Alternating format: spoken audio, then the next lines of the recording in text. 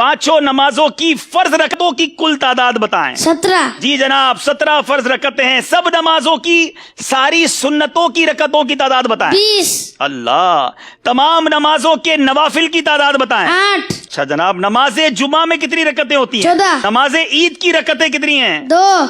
नमाजे तहज्जुद की कितनी रकतें कम हैं? से कम 2, ज्यादा से ज्यादा 12। अल्लाह। इशराक चाश्त की रकतें बताएं। 4।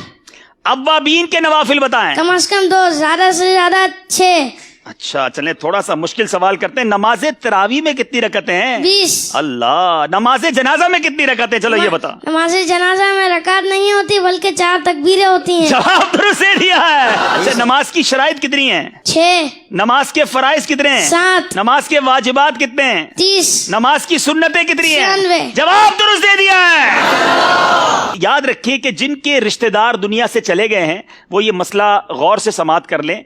मैयत की उम्र मालूम करके उसमें से 9 साल औरत के लिए और 12 साल मर्द के नाबालगी के निकाल दें। बाकी जितने साल बचे हों अब हिसाब लगाएं कि कितनी मुद्दत तक वो मरहूम अगर बेनमाजी रहा है तो कितनी मुद्दत तक रहा होगा, हिसाब लगाएं। या बेरोजा रहा तो अब ये हिसाब लगाएं कि कितनी नमाजें या रोजे उनके जिम्मे कजा बाकी है। ज्यादा से ज्यादा अंदाजा लगा लें, बल्कि चाहें तो नाबालगी की उम्र के बाद बकिया सारी उम्र का हिसाब लगा लें।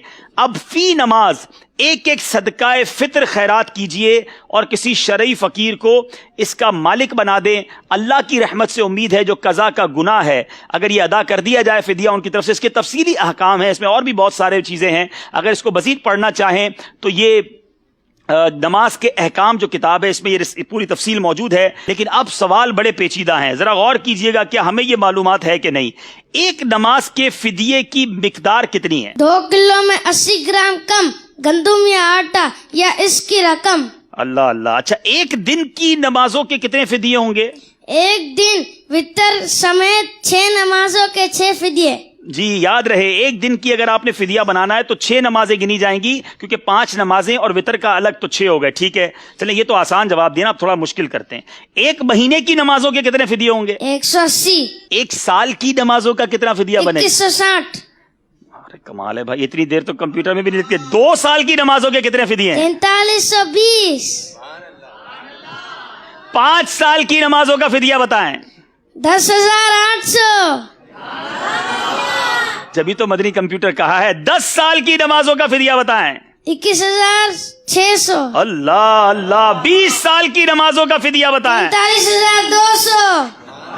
40 साल की नमाजों का फिदिया बताएं। 86,400। अल्लाह। अच्छा चलें, ये तो आपने फिदिये बताए ना, आप थोड़ा और मुश्किल करते हैं।